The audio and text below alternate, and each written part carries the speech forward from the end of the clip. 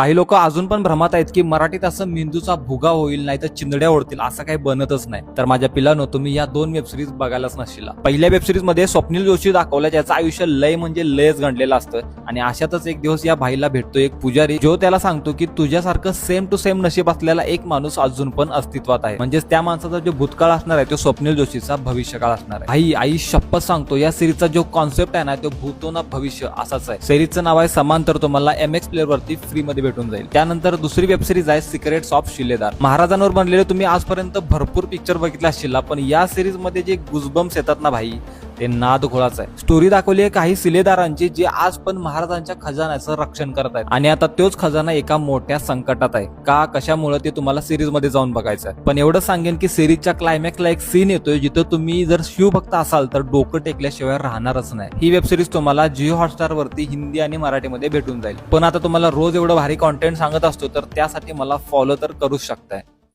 Bye.